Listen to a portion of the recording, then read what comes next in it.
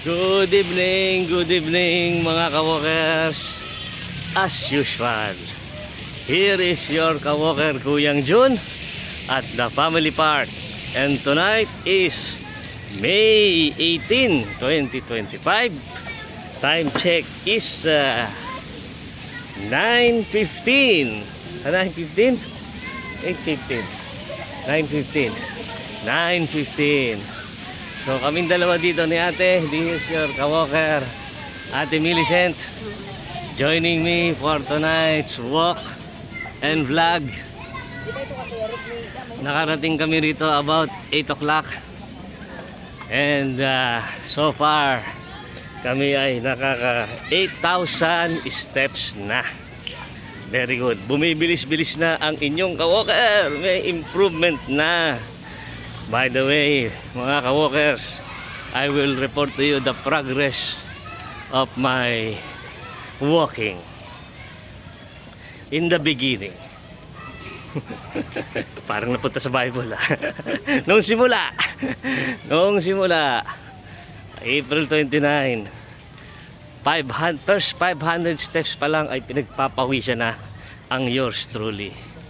At anda kilaki pa ng baonang kong tubig na aluminum pa yan, bigat yun Dahil ako'y natatakot, baka ako kapusin ng hininga, kailangan man lamang ay may tubig. And then after walking for about mga 1,000 steps, 2,000, 3,000, ay sumasakit na ang aking tuhod. But now, after mga ilang days lang ba yun? April 29, tonight is May 18, so a little over 15 days at hindi naman everyday ang ating pag-walk. Ito na ang naging significant changes. Number 1, napansin ko na before ako pagpawisan, before it starts at about 500 steps, now nasa mga 2,000 to 2,500 steps na biro ako pagpapawisan. And then before, kung kailangan ko magbaon ng tubig na napakalaki at mabigat just to ensure na ako ay hindi himatayin dito sa park, now may baon pa rin ako maliit na tubig. Ito na lang nga pakikita ko sa inyo, maliit yun, cute na cute, pero hindi ko pa nga yan iniinuman because kaya ko na mag-walk at hindi uminom ng tubig, maka-reach ng 8,000. See? And yung sakit, most significantly, yung sakit sa tuhod after walking for about 2,000 to 3,000, ngayon ay nakaka 8,000 na, and yet hindi pa sumasakit ang tuhod. You see? Kaya palagay ko it's about time na increase natin ang ating walk from 8,000 to siguro 9,000 or 10,000. Gradual progress lang tayo mga ka-walkers.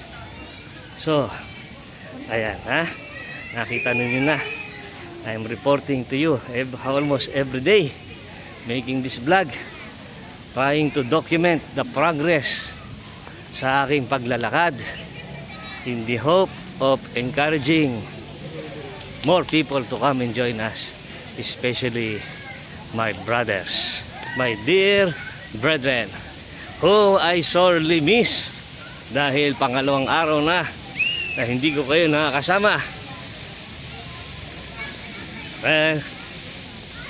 Karamihan sa kanila, si Kuya Don together with the Solar Boys ay nasa Conrad Hotel yata yan, attending a seminar. Good luck to you, more power to your solar company. Baka may gustong magpa-install ng solar dyan, just contact this page. No commission, I will direct you